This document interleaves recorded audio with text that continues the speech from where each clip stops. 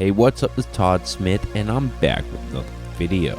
In this video I want to talk about the Roland Juno-X and I want to give my first opinion on the machine. Now, as a first impression kind of, states, this is very much my first experience with the machine. I have not fully explored every nook and cranny. I've had it for one day. I explored some presets, some parameters, a little menu diving to get an idea of what's going on, and I had a great time just exploring it. First of all, first impressions is it's freaking huge. This keyboard is the size of a classic Sonic class, it's something big. It's not small. It's nice to see something full-fledged and massive. But even for its size, it feels fairly light because the inner guts have obviously become smaller, lighter, more compact than the machines of the past. So even though it carries the same size, it is much lighter than previous keyboards of that size. As for the build, I would say it's fairly solid. The sliders, the knobs, the buttons, the case, everything feels great. Keybed is decent. I wouldn't claim it's the best. If you're a real reactive keyboard player and you want that kind of really high-end keys on your digital or whatever keyboard, you might find that aspect a little weak. The aftertouch is kind of hard to press into. You really do have to aggressively press into the aftertouch even with the highest settings. Now for me, I'm an aggressive player, so that actually works out to my benefit because I kind of slam the keys. I'm really guilty of that shit. So if I get something with light aftertouch, I'm triggering that stuff all the time without meaning to. So for a player like me, it actually works out for it to be an aggressive based aftertouch. So I think that really will depend on what type of player you are. The presets on this machine I feel are pretty solid. Almost all of them are usable with just a slight manipulation of the sound.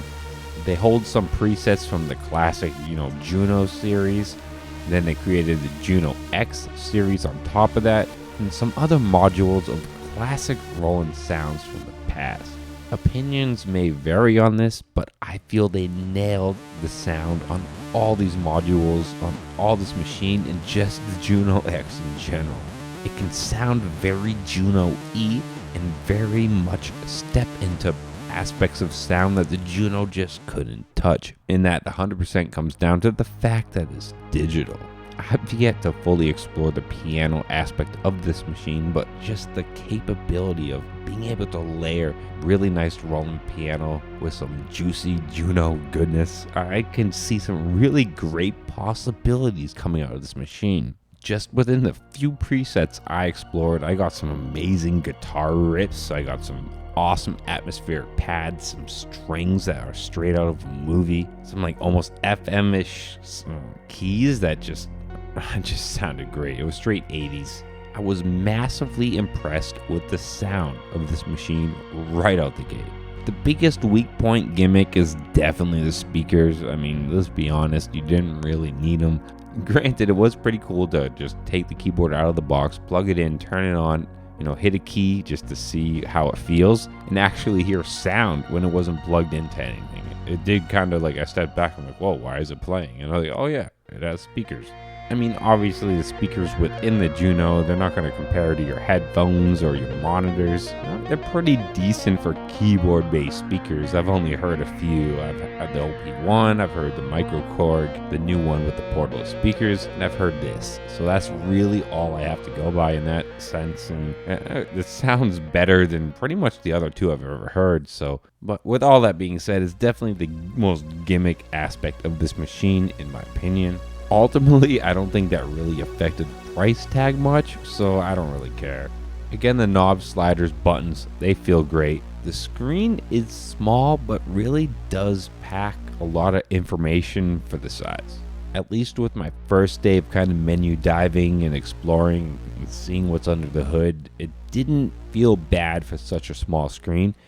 It actually felt kind of cool because the screen didn't take up the whole entire synth.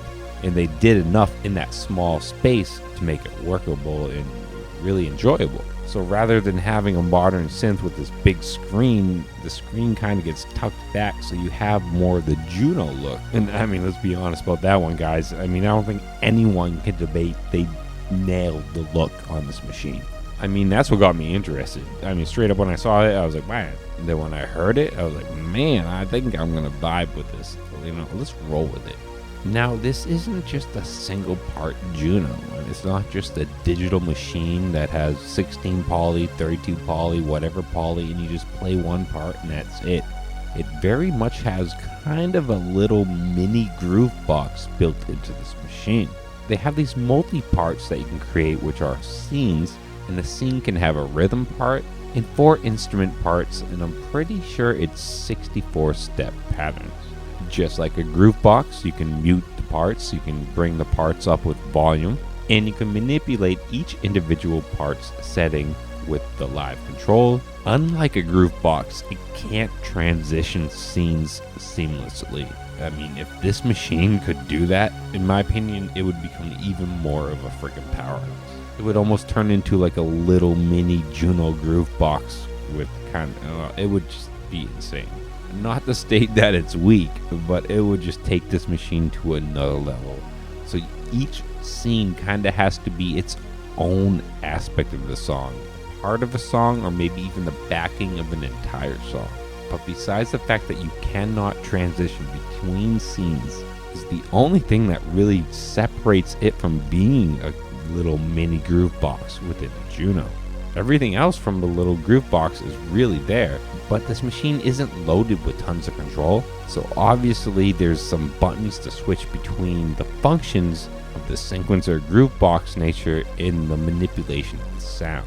But again, in my opinion, they laid that out fairly well and very easy to learn. So some have called it like a mini workstation, and I think that's going a little too far. Even I have kind of fallen guilty of thinking maybe it's something like that. Again, I just kind of went through a big description of what I think it is. I think these scenes are just a little miniaturized groove box.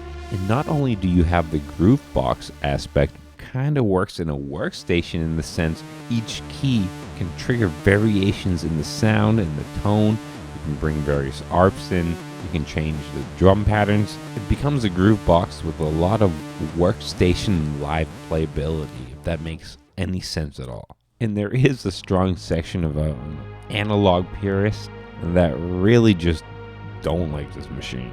And if you speak out against not liking it, there's going to be plenty of people that agree with you. Just like anything else, I mean, that's just life, right? But the fact is, man, this machine is solid.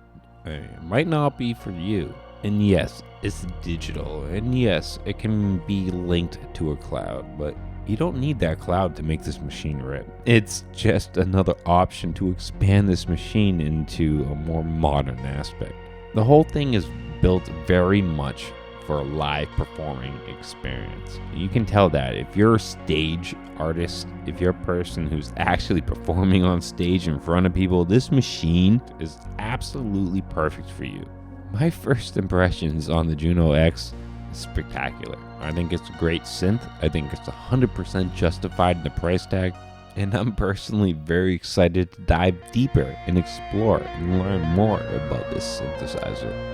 Alright guys, that's my first impression off just, the first couple hours toying with it. And I hope you enjoyed it. Much more coming on the way. And there's a lot to jump into this machine.